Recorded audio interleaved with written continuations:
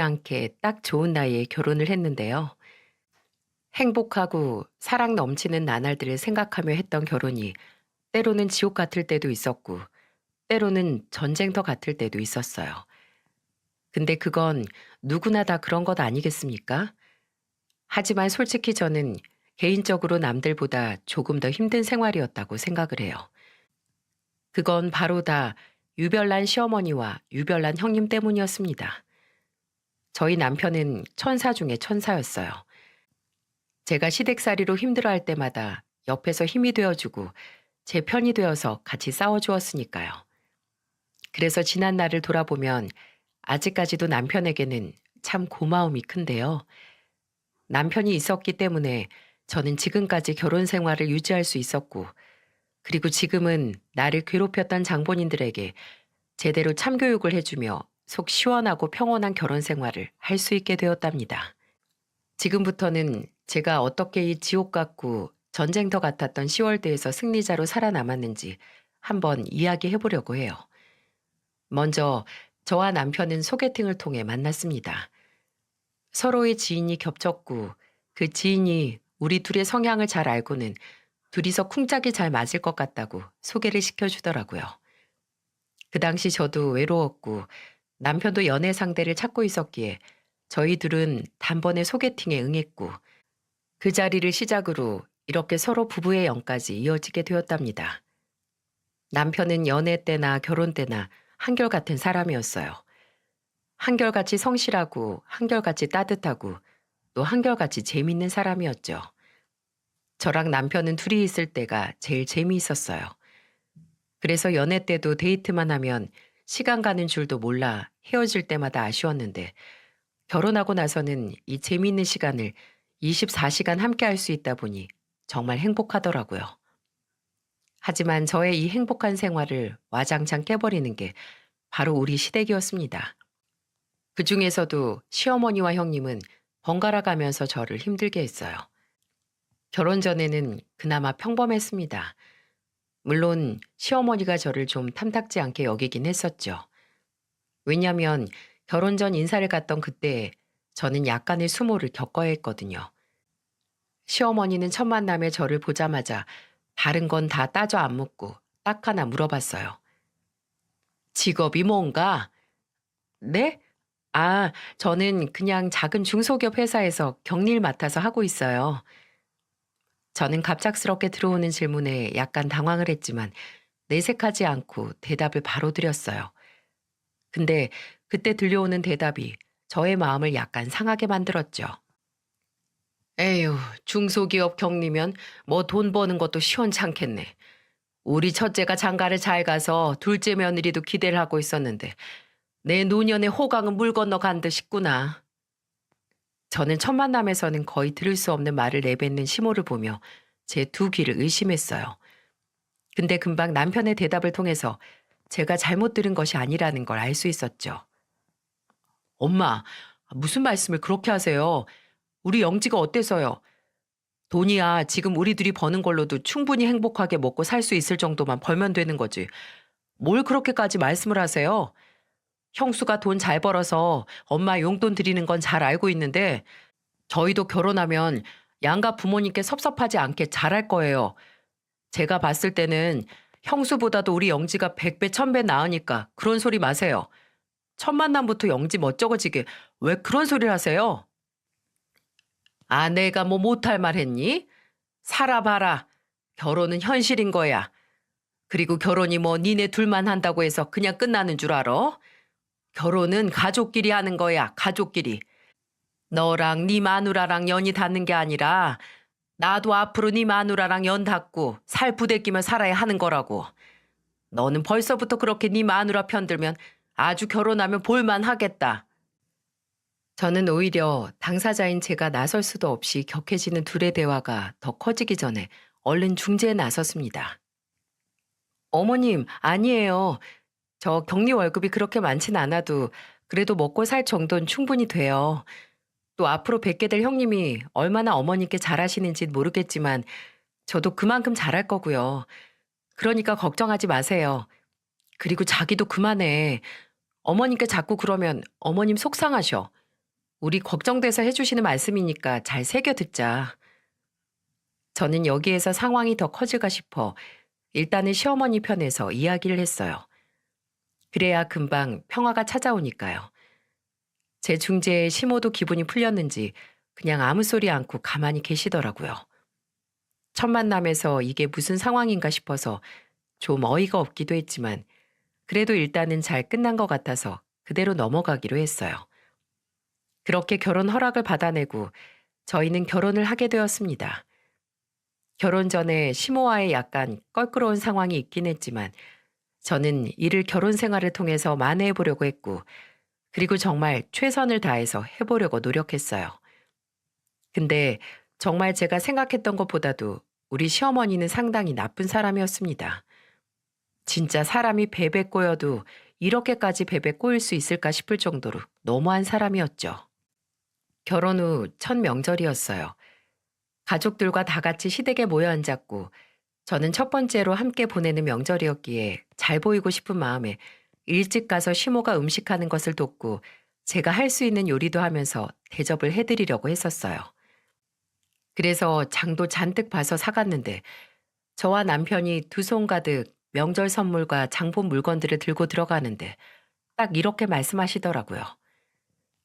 아이고, 저게 다 뭐냐?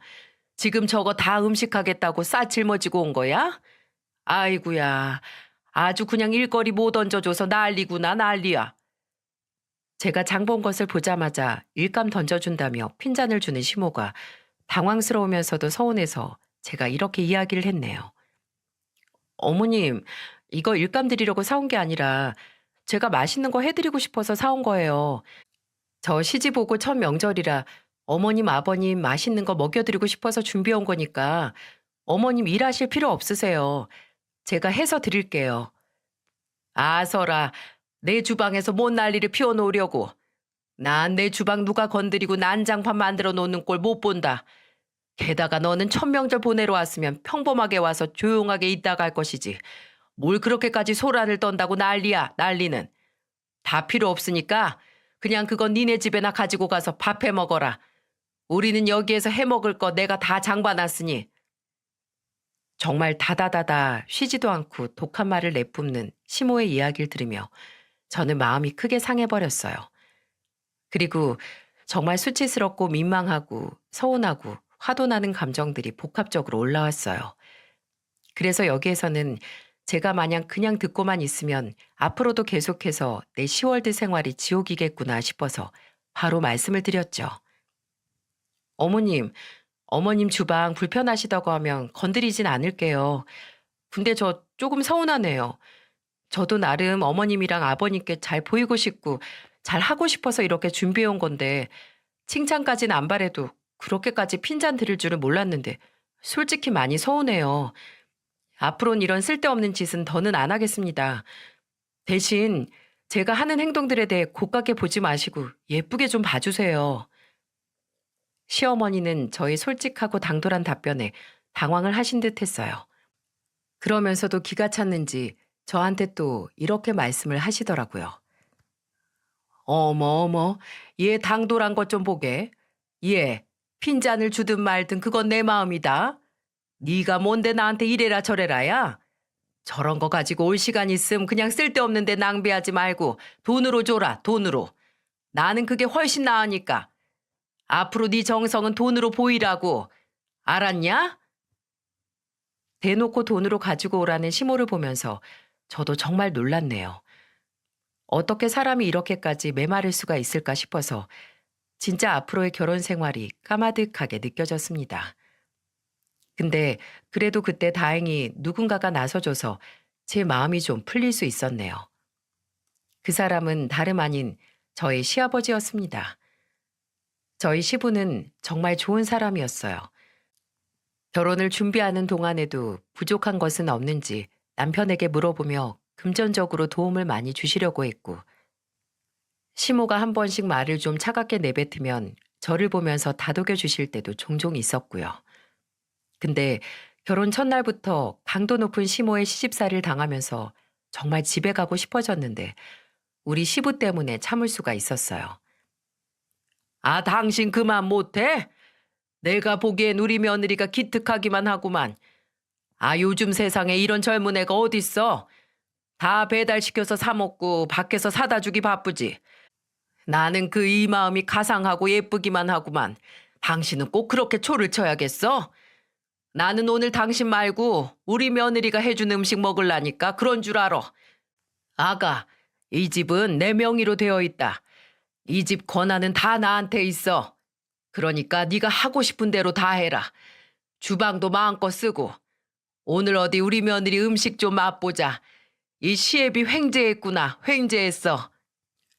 아버님, 감사합니다. 제가 맛있게 해드릴게요.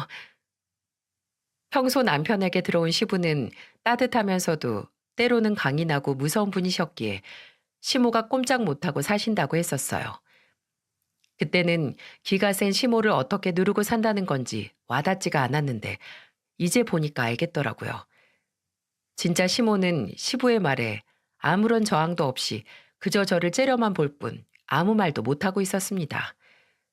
저는 덕분에 저에게 든든한 백이 생긴 것 같아서 정말 고맙더라고요. 그렇게 해서 그날은 온 가족이 다 제가 한 음식들로 배를 채울 수 있었어요. 근데 명절 첫날 스토리는 여기에서 끝이 아닙니다.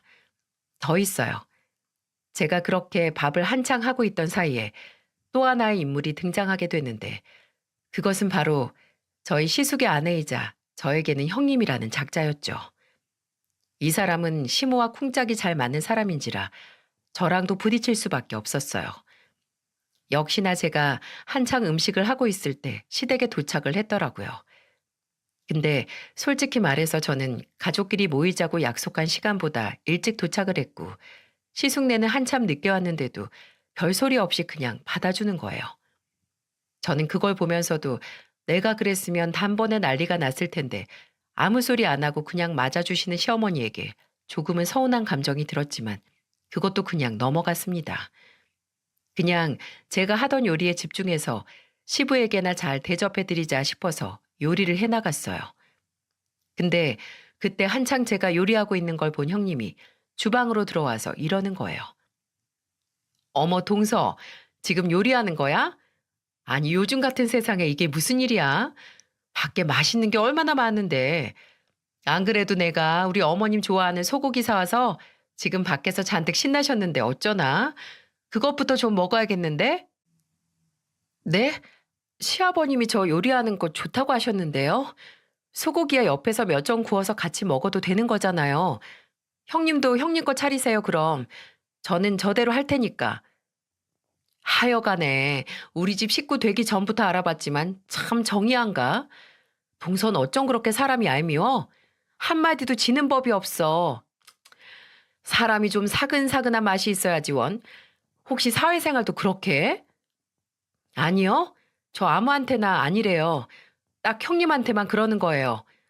형님이 먼저 저한테 얄밉게 구셔서 저도 그냥 똑같이 대해드리는 것 뿐이에요.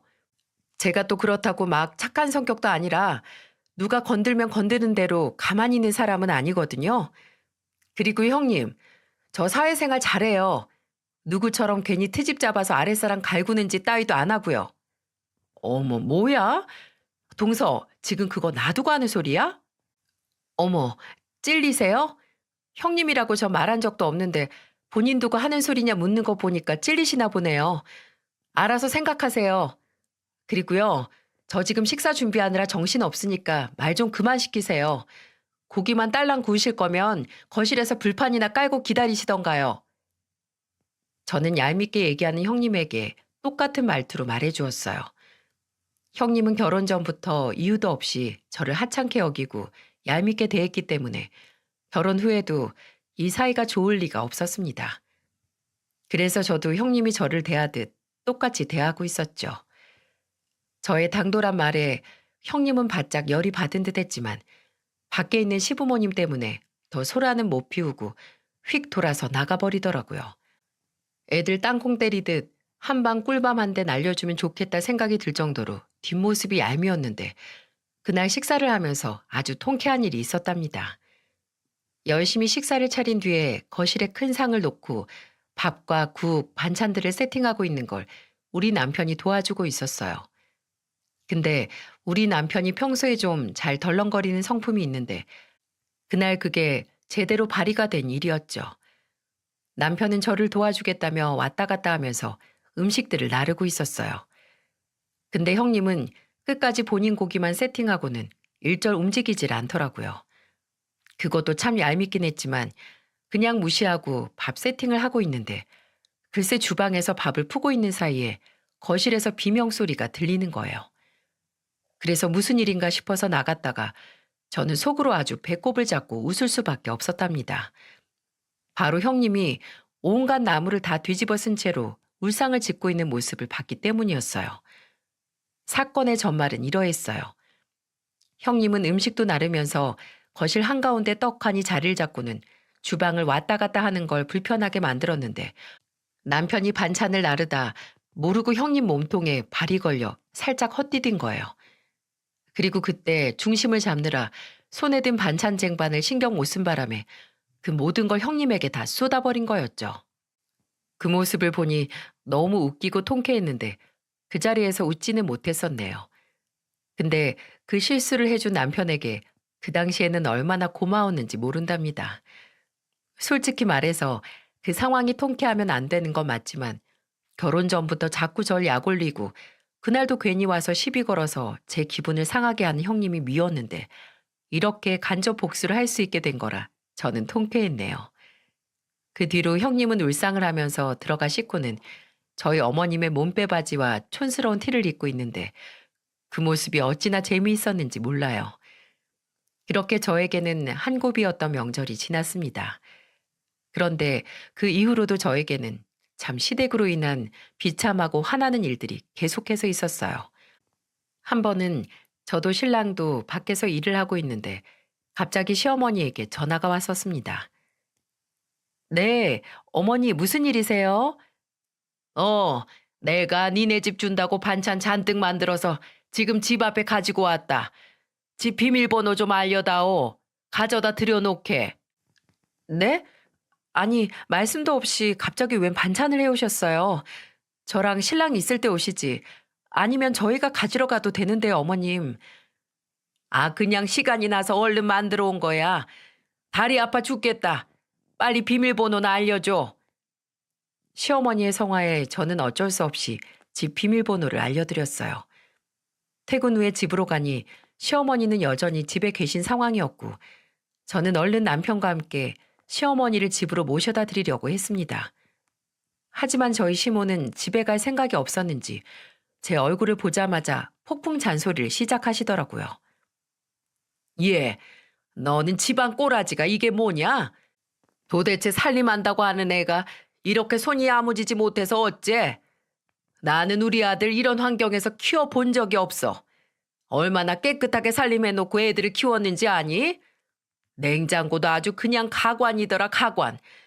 도대체 너는 집안 살림을 어떻게 하는 거야? 어? 안 되겠다. 얼른 나랑 대청소 좀 하자. 네? 대청소요? 어머님, 저희 지금 막 일하고 와서 너무 피곤한데 주말에 저희가 할게요. 오늘은 어머님도 얼른 들어가셔서 쉬셔야죠. 지금 쉬는 게 문제냐? 어? 집 꼬라지를 이렇게 엉망으로 해놓고 말이야. 하여간에 요즘 젊은 것들은 이 정신머리가 썩어 빠져가지고 문제다. 문제예요. 네? 어머님 말씀이 너무 지나치시네요. 솔직히 말해서 저희 집 그렇게 지저분한 편도 아니고 남들 다 와서 저희 집 오면 깔끔하게 해놓고 잘 산다고 얘기해요. 물론 어머님 눈에는 안 차시겠지만 저도 나름 집안 살림 꼼꼼하게 하려고 노력하는데. 뭐? 너 또 말대꾸 하냐 지금? 또 차오르는 서운함 때문에 시모에게 한마디 했더니 시모는 거기에서 열이 받아 또 한껏 대화가 뒤틀리려고 하고 있었어요. 근데 그때 고맙게도 남편이 나서주었어요. 엄마, 오늘은 너무 피곤하니까 일단 집으로 가서 쉬세요. 제가 모셔다 드릴게. 그리고 이 사람 깔끔하게 살림 잘해요. 저 한 번도 이 사람 살림에 불만 있던 적 없었을 정도예요. 엄마가 워낙 더 깔끔한 사람이라 눈에 안 차는 모양인데 저나 이 사람이나 집 관리 잘하려고 노력하고 있으니까 대청소도 저희가 나중에 알아서 할게요. 그러니까 오늘은 집에 가세요. 너는 대체 누구 편이냐? 어? 너 내 배에서 났어. 네 마누라가 너 낳은 거 아니라고. 하여간에 자식놈들 다 키워봤자 아무 소용없다고 하더니만 그 짝이 딱 내 꼴이 될 줄은 몰랐다. 됐다. 데려다 줄 필요도 없어 이놈아. 내가 알아서 갈 거야. 어머님은 그렇게 말씀을 하시고는 휙 돌아 가버리셨어요. 저는 그래도 남편과 얼른 따라가서 집에다가 모셔다 드리고 왔어요. 가는 내내 삐져서는 말 한마디도 안 하시더니 그때부터가 진짜 전쟁의 시작이었습니다. 시어머니는 제가 그 대청소 못하게 한 게 그렇게 서운하고 싫으셨는지 그때부터 더 저를 믿게 대하기 시작하셨어요. 진짜 말도 안 되는 걸로 트집 잡고 시비 걸고 난리도 아니었죠. 한 번은 이런 적도 있었어요. 온 가족 모임이 있어서 다 같이 모인 적이 있었는데 그때 한창 잘 있다가 갑자기 시어머니가 저한테 이러시는 거예요. 아니 근데 너는 애가 왜 그렇게 얄밉게 생겼니? 봐도 봐도 참 정안 가는 얼굴이다. 특히나 그 웃을 때 입이 아주 얄밉더라고 네가. 첫째 며느리 웃는 게 시원스럽고 좋은데 너는 뭔가 좀 야비하다고 해야 하나? 애가 좀 정이 안 가, 웃는 얼굴도. 어머, 그러셨어요, 어머님? 어머님이 또 그렇게 느끼고 계시는 줄을 몰랐네요. 맞아, 내가 봐도 동서는 참 얄미운 구석이 있어. 내가 전에도 말했지? 동서는 진짜 정 안 가는 스타일이라고. 우리 어머님도 똑같이 느끼고 계셨네. 온 가족이 다 있는 앞에서 그런 소리를 하는 시어머니도 기가 찼지만 거기에서 좋다고 더 나대는 형님을 보니 진짜 안 되겠다 싶어서 시부도 있는 그 자리에서 제가 대놓고 이야기를 했습니다. 어머님, 모르시나 본데요. 어머님 아들이 저 웃는 얼굴이 예뻐서 좋아하는 거예요. 연애할 때나 지금이나 제가 웃으면 그렇게 예쁘고 좋다고 맨날 맨날 웃게 해준다고 난리도 아닌데요. 어머님 아들 눈 높은 건 아시죠? 웬만해서는 아무나 예쁘다고 안 하는 사람이잖아요. 그런 사람 눈에 제일 예쁜 게 저예요. 그리고 형님, 저도 형님 마음에 안 들었어요. 처음부터 저한테 대놓고 못 살게 굴고 괜히 갈구는데 제가 형님한테도 좋은 태도가 나갈 리가 있나요? 다 자업자득인 거죠. 형님이 먼저 얄밉게 구시니까 저도 그런 거라고요. 아시겠어요? 아버님, 정말 죄송한데요. 제가 너무 기분이 상해서 오늘은 더 이 자리에 못 있겠네요. 먼저 일어나 보겠습니다. 저는 너무 서럽고 화가 나서 시부에게만 죄송하다고 말씀드리고는 그 자리를 박차고 나왔어요. 그 뒤로 남편이 따라와 대신 미안하다고 사과하며 달래주었지만 정말 한동안 기분이 안 좋더라고요. 근데 거기에서 끝나지 않았습니다. 이 사람들은 진짜 구제불능이었어요. 형님은 종종 저한테 전화를 해서는 본인이 시부모에게 얼마나 용돈을 드렸는지를 꼭 그렇게 자랑하듯 이야기를 했었어요. 어느 날은 또 제가 그렇게 가버린 뒤에 전화가 왔었는데 그때도 참 가관이었습니다. 동서, 그날 그렇게 가버리는 게 어딨니? 그날 아버님한테 어머님 얼마나 혼나셨는지 알아? 식구들 다 있는 앞에서 면박 줬다고. 하여간에 예쁘다 예쁘다 듣는 나는 다 이유가 있고 동서는 그냥 미워라 미워라 하는 이유가 있는 거야. 알겠니? 그리고 내가 뭘 너한테 그렇게 얄궂게 했다고 그딴 식으로 말하고 가버리는 거야? 하여간에 미운 애들은 미운 짓만 골라 한다더니. 동서, 정신 차려. 그렇게 속에 있는 말 있는 대로 다 하면서 살다가는 제 명예 못 살아. 알겠어? 뭐 이미 지난 일이니까 나도 더는 말도 꺼내고 싶지 않으니까 넘어가고. 동서, 그날 혹시 어머니께 용돈 얼마 드렸어? 용돈이요? 그냥 드릴 수 있는 만큼 드렸는데요. 왜요? 아니, 어머님이 나한테 전화 와가지고 얼마나 하소연을 하시던지. 나는 정말 자식 노릇 한다고 용돈 많이 드리는데 동선에는 버는 게 쥐꼴이라 그런지 시부모님한테 드리는 돈도 아주 쥐 손톱만 하다고 얼마나 서운해 하셨는 줄 알아? 동서, 돈 좀 써. 아무리 돈 못 벌어도 부모한테 자식 노릇은 해야 할 거 아니야. 어머니께 그 얘기 듣는데 나도 다 속상하더라. 형님은 그날의 감정을 잘 추스르고 있는 저에게 다짜고짜 전화를 하더니 다시 한번 속을 뒤집어 놓길 시작했어요. 저는 여기에서 또다시 폭발해서 이야기를 했습니다. 형님, 그럼 그냥 계속 형님이나 용돈 많이 넣어드리세요. 대기업 다닌다고 사람 깔보고 무시하면서 버는 돈으로 그렇게 유세를 떨고 싶으세요? 저희도요, 저희 수준에서 적지 않게 넣어드렸고요. 매달 자식 노릇하려고 노력하고 있어요. 그리고 어디 자식 노릇이 돈만으로 하는 거던가요? 자식 노릇은 저희가 저희 방식대로 잘 알아서 할 거니까요. 형님은 그냥 하던 대로 계속 그렇게 하세요. 그리고 어머니께 전해주세요. 서운한 거 있음 저한테 직접 말씀해달라고. 그리고 다시는 이깟 일로 전화하지 마세요. 끊습니다. 저는 너무나 열이 받아서 제 할 말만 하고는 끊어버렸어요. 그 뒤로도 몇 번 전화가 다시 왔지만 저는 받지 않았습니다. 정말 시댁이 너무너무 싫어지는 순간이었어요. 원래도 편하고 좋은 곳이 아니었지만 시어머니와 형님이 돌아가면서 저를 갈고대니까 정말 오만정이 다 떨어지더라고요. 그렇게 2대1의 싸움은 계속해서 지속되었고 저는 그냥 아예 시댁과는 거의 담을 쌓듯 살며 지내고 있었습니다. 그냥 저희 시아버지만 종종 챙기면서 옆에서 시모나 형님이 치는 난리는 싹 다 무시하며 지내고 있었죠. 그러다 한 번씩 가족 모임으로 어쩔 수 없이 가야 하는 날에는 저는 눈에는 눈, 이에는 이를 제대로 실천하자는 생각으로 그 둘이 저한테 대하는 것 그대로 똑같이 대해주고 왔었어요. 그래서 한 번은 이런 적도 있었죠. 오랜만에 모인 가족 모임에서 형님이 또 시비를 걸기 시작했어요. 동서, 오랜만에 모였는데 옷이 너무 허름한 거 아니야? 아니, 사람이 좀 깔끔하게 입고 다녀야지 말이야. 혹시 돈이 없어서 그래?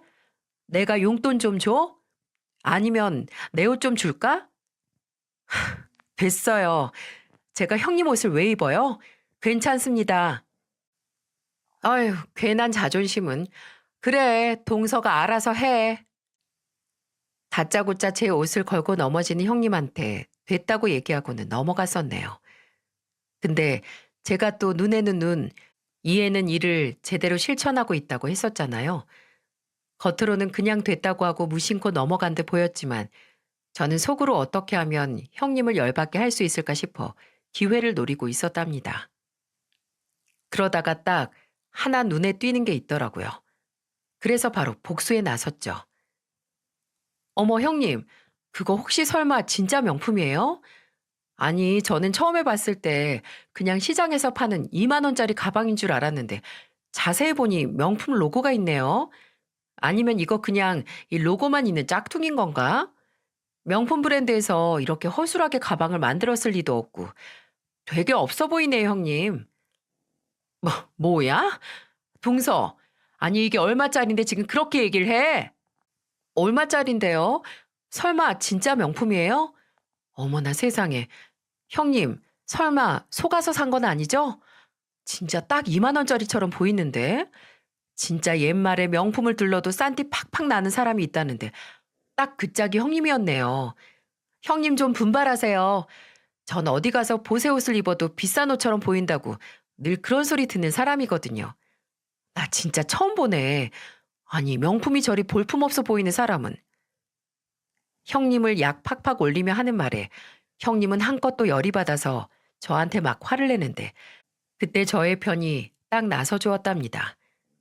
그건 바로 저희 시아버지였어요. 시부는 옆에서 늘 제가 시모와 형님에게 시달리는 걸 봐오시면서 중재를 해주셨기 때문에 제가 이러는 것에 대해 이해를 다 해주시고 항상 제 편을 들어주시던 분이었어요. 그리고 그날도 어김없이 제 편이 되어주셨죠. 큰애야, 그만해라. 내가 보기에 네가 먼저 시작했다. 왜 가만히 있는 애 옷은 걸고 넘어져? 다들 이제 그만하고 밥 먹자. 시아버지 한마디에 서운함이 폭발했는지 이번에는 형님이 자리를 박차고는 집으로 가버리더라고요. 그러거나 말거나 저는 가만히 있었고요. 역시나 시모는 저의 그런 모습이 마음에 들지 않았지만 시부 때문에 아무 말도 못하고 있었죠. 하지만 그러다가 정말 결정적인 사건이 일어나고 맙니다. 그날 이후로 저는 완전히 시모와의 연을 끊게 되었어요. 저는 결혼하고 나서 5년 내내 명절마다 시댁 먼저 들렸다가 친정에 가고 했었어요. 근데 딱 한 번 친정 아빠가 많이 아프시던 데라 친정 먼저 갔었죠. 그때 전화로 이번에는 친정에 먼저 들렀다가 가겠다고 했는데 시모가 완전히 난리를 피웠습니다. 하지만 아빠가 우선이었기에 무시하고 친정 먼저 갔었어요. 그때 당시 아빠가 건강검진을 하셨다가 암이 발견돼서 수술하신 상황이었고 계속해서 경과를 지켜보고 있는 때였습니다. 바빠서 제대로 아빠를 돌아보지 못해 미안한 마음에 명절 되자마자 친정으로 간 거였는데 그게 그렇게 큰 잘못이 될 줄은 몰랐네요. 아빠가 잘 회복되고 있는 걸 보고는 바로 또 시댁으로 넘어갔는데 거기에서 저는 정말 끔찍한 일을 당하고 말았어요. 시댁으로 도착하자마자 저는 음식 준비를 마치고 상을 차리고 있는 시모에게로 갔었어요. 그래도 시모였기 때문에 혼자 음식 준비를 하게 만든 게 좀 미안해서 불이 나게 간 거였는데 거기에서 저는 봉변을 당하고 말았습니다. 어머니, 저 왔어요. 음식 차리는 거 같이 못 도와드려서 죄송해요. 아침부터 출발해서 온다고 왔는데도 차가 막혀서 좀 늦었어요. 시어머니에게 이렇게 말하고서는 바로 음식 나르는 걸 도우려다가 저는 그 자리에서 그만 모든 행동을 멈출 수밖에 없었어요. 왜냐고요? 왜냐하면 떡국 푸던 국자를 그대로 시모가 제 머리 위로 부어버렸거든요. 저는 그걸 당하자마자 너무 놀라서 떡국 때문에 머리가 뜨거운 것도 못 느꼈습니다. 하여간에 천한 것들은 순서란 것도 모르지. 어디서 감히 친정 먼저 다녀와. 하여간에 내가 처음부터 싹수가 노을한 걸 알아봤어야 했는데 이젠 하다 하다가 별. 아우, 어떠냐? 좀 정신이 차려지냐? 너 같은 애들은 한 번 이렇게 당해봐야 정신을 차리지. 시모는 저에게 떡국을 들이부은 것에 대해 아무런 죄책감이 느껴지지도 않았는지 그대로 아무렇지 않게 하던 일을 하더라고요. 그리고 저와 같이 음식을 나르려고 주방으로 건너온 남편이 제 몰골을 보더니 깜짝 놀랐어요. 그 덕에 저는 얼른 들어가서 씻으러 들어갔고 거실에서는 난리가 났었습니다. 왜냐면 이걸 보고 가만히 있을 시아버지가 아니었거든요. 당신 뭐야? 미쳤어? 아니 어떻게 사람한테 떡국을 들이붓길. 정신이 나간 거야 뭐야? 이 여편 내가 이제는 뭐가 선 넘는 건지도 몰라? 어? 어쩔 거야? 애 얼굴 큰일 났으면 어쩔 거냐고? 아, 내가 뭘요? 내가 그렇게 친정 먼저 가면 안 된다고 얘기를 했는데도 얘가 날 무시하고 갔다 왔는데 시애미로 그 정도도 못해요 내가? 당신은 도대체 누구 편이야? 욕실에서 이 이야기를 듣다가 나온 저는 그 누구도 예상 못할 행동을 해버렸어요. 그건 바로 거실에 차려진 상을 뒤집어 엎는 짓이었죠. 팍! 아이고, 야! 너 이게 무슨 짓이야? 상을 왜 엎어? 제가 엎는 상으로 인해 깜짝 놀란 시댁 식구들은 놀란 눈으로 절 쳐다봤어요. 하지만 거기에서 끝날 제가 아니었죠. 그리고는 그 엎어진 상을 더 엉망으로 만들기 위해 들었다 엎었다를 난리를 피워댔어요. 그러니까 접시는 사방으로 깨지고 음식도 사방으로 튀기며 난리가 났었죠. 거의 미친 사람처럼 하는 제 모습을 보며 모두가 말리기 시작했습니다. 이거 다 나. 진짜 나한테 왜 그러세요? 내가 뭘 잘못했다고. 내가 당신한테 뭘 잘못했는데 이래? 우리 아빠가 아픈데 그럼 난 우리 친정에도 못 가? 내가 얘기했잖아. 우리 아빠 아팠다고. 암으로 수술까지 했다는데 그걸 못 가게 막아? 당신이 그러고도 사람이야? 사람이냐고. 나도 이제 참을 만큼 참았어. 진짜 무시해도 안 되고 싸워도 안 되면 나보고 뭐 어쩌라고. 다 필요 없어.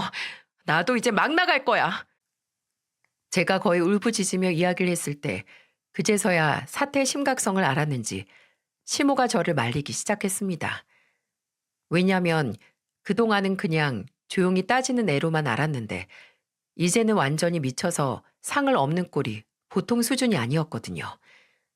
진짜 큰일이 났다 싶기도 하고 처음 보는 저의 모습에 완전히 놀랐는지 겁에 질린 채로 저를 말리기 시작했어요. 미안하다. 아유 미안해. 내가 잘못했어. 그만해라, 이제. 제발 그만하라고. 됐어. 다 필요 없어. 이봐요, 어머니. 천한 것들은 순서를 모른다고요? 나도 한마디 할게요. 있잖아요. 가는데도 순서 없는 거예요. 알아요? 아픈 우리 아빠보다 당신이 먼저 갈 수도 있는 거라고. 뭐야? 어머, 동서, 그건 아니지. 그건 말이 너무 심했지. 뭐야? 네가 뭘 한다고 짓거려. 다 필요 없어요. 이제 나 여기 식구 안 해. 다신 안 한다고요. 저는 이렇게까지 말하고는 아예 뛰쳐나가려고 했습니다. 하지만 저는 그 집에서 나가지 못했어요. 그리고 저 대신에 두 사람이 쫓겨나 버렸죠. 다들 그만 못해. 집안 꼴 잘 돌아간다. 잘 돌아가. 당신이랑 첫째, 네가 당장 나가라. 도대체 언제 인간 될래? 어? 당신은 내 얼굴에다가 그 난리를 피워놓고도 그 따질 힘이 나는가? 어? 들어보니 바깥 사돈이 아프셨다는데 그런 말 나한테는 없었잖아. 하여간에 집안꼴 돌아가는 게 마음에 안 든다 안 든다 했더니 결국 이 사달이 나는구나. 이 사달이 나. 다 필요 없고 당장 너네 둘이 나가. 나는 이렇게 개념 없고 막 나가는 인간들 필요 없으니까 당장 나가. 시아버지는 완전 화가 나서 이 둘에게 나가라고 소리를 쳤어요. 그래도 이 둘이 나가지 않자 아이 직접 손으로 밀어버리며 문 밖으로 내쫓아 버리셨습니다. 그리고는 저한테 미안하다고 사과를 해주시더라고요. 애미야, 미안하다. 내가 대신해서 사과하마. 우리 마누라가 왜 저렇게 철이 없는지 모르겠다. 그리고 첫째 너, 마누라 관리 잘해라. 도대체 내가 몇 번을 이야기했는데 아직도 저러는 게냐? 어? 이참에 아주 저 둘 제대로 혼줄 내줘야겠어. 내가 정말 며느라기 너를 볼 면목이 없다. 정말 미안하다. 내가 사과하마. 아버님, 저는 괜찮아요. 아버님이 잘못한 거 아니시잖아요.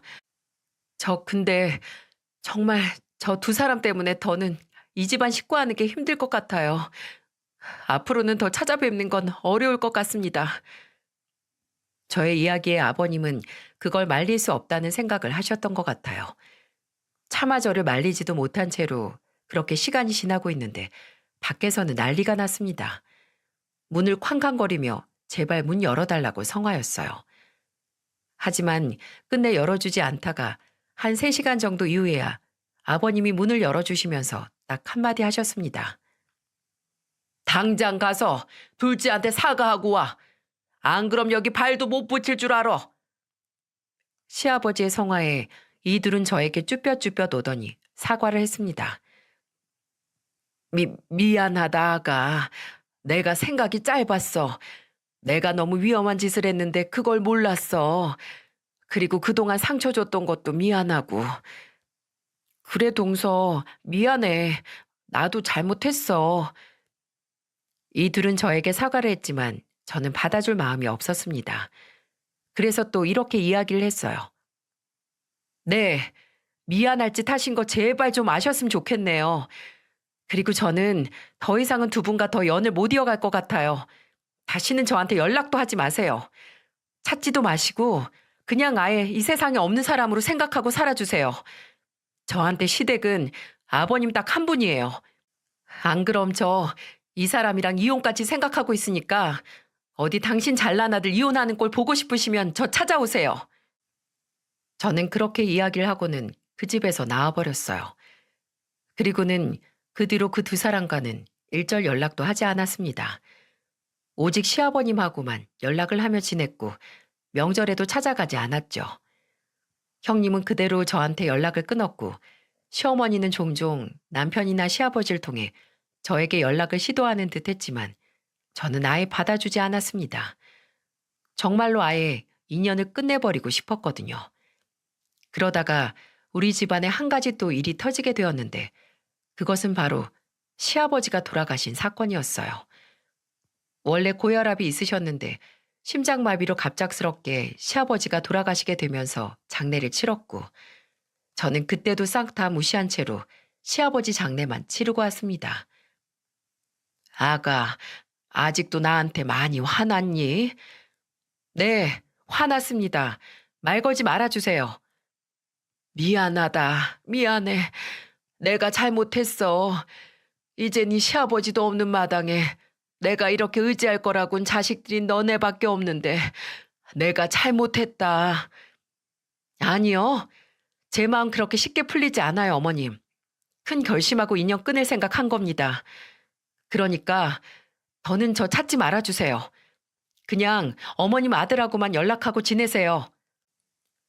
저는 그렇게까지만 이야기를 하고는 일절 시어머니와 말을 섞지 않았고 그 뒤로도 연락을 안 했었어요.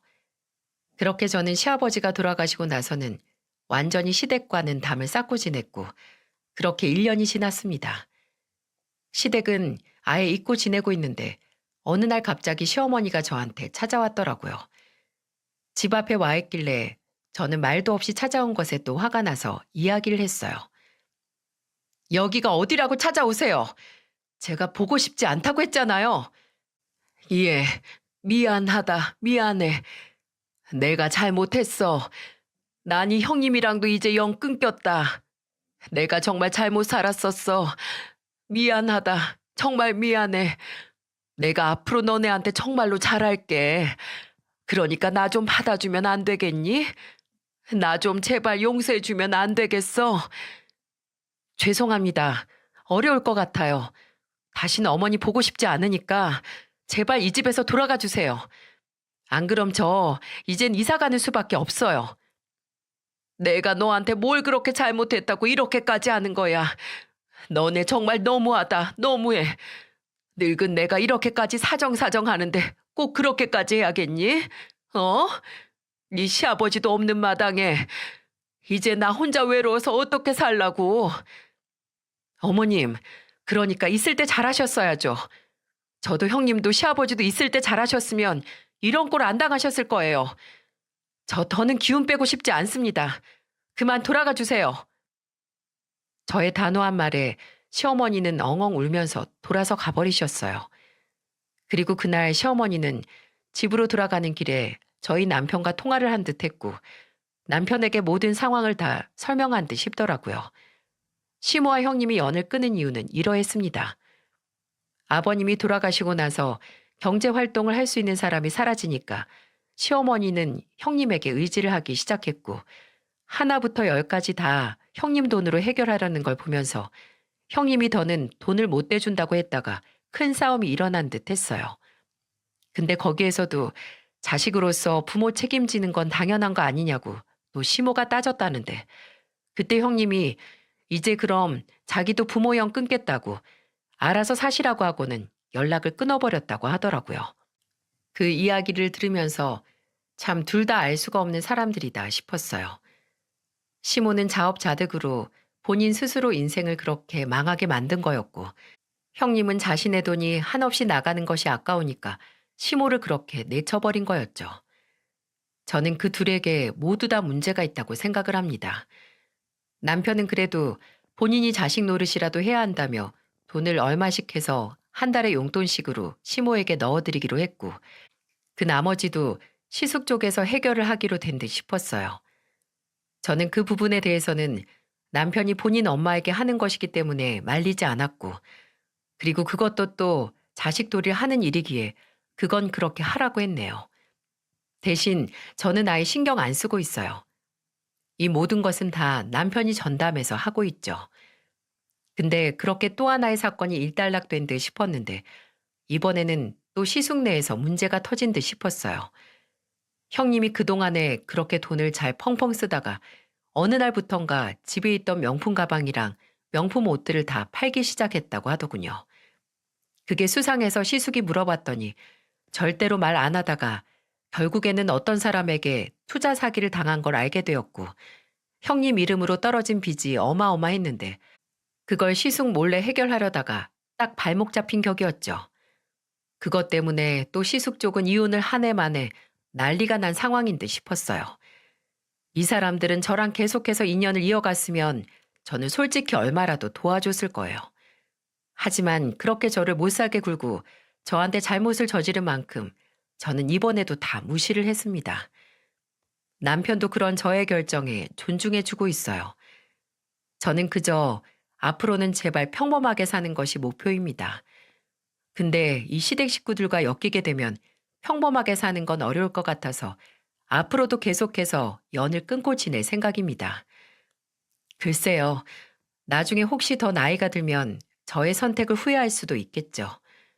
하지만 지금은 제가 받은 상처가 너무 커서 그들을 용서해주고 싶은 마음이 하나도 생기지가 않네요. 여러분, 무심코 던진 돌에 개구리는 죽는다고 하잖아요. 저는 정말 이들 때문에 자존감이 바닥까지 내려갔었고, 시댁에 가는 것이 지옥 같을 때가 있었습니다. 내가 왜 여기에 시집을 와서 이런 하대를 받고 살아야 하는 건가? 정말 괴로울 때가 한두 번이 아니었어요. 그들은 그냥 나를 가볍게 비꼬고 하찮게 굴었겠지만 저한테는 그게 큰 독이었습니다. 너무나 아팠어요.